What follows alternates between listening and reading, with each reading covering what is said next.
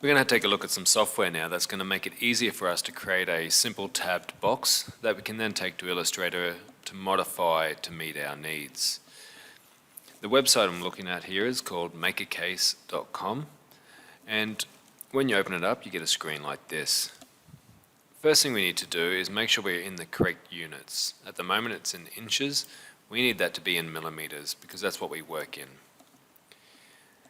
Now we have a couple of dimensions we can change here. So we've got the width of the box.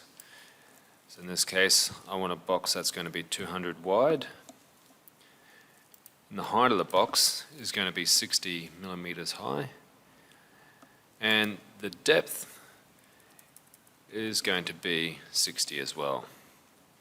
And so you can see here in the right hand side I got a little preview of what's happening with my box and how that's going to look.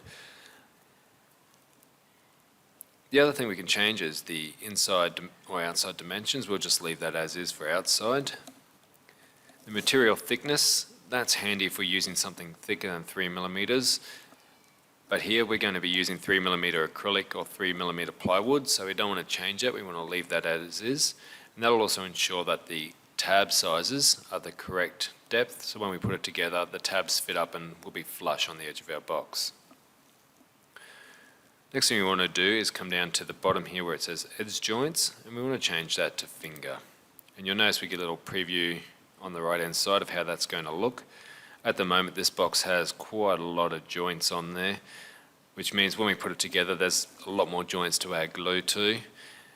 But we can change that by coming down to the tab width on the left hand side. At the moment it's set to 6 millimeters, and you can see there we can have it between 3 to 12. So what I like to do is drag that all the way to the right to get the maximum tab size. There's our preview there. It's going to be a little bit easier to work with. Once we have our correct settings set in, so we've gone millimeters, we've gone the dimensions that we want our final box to be.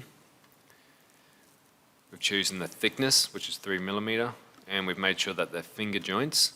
We can come down to generate laser cutter plans. We don't want to use a save model, load model. We want to click generate laser cutter plans. You get a little preview here. It shows you a layout of the box.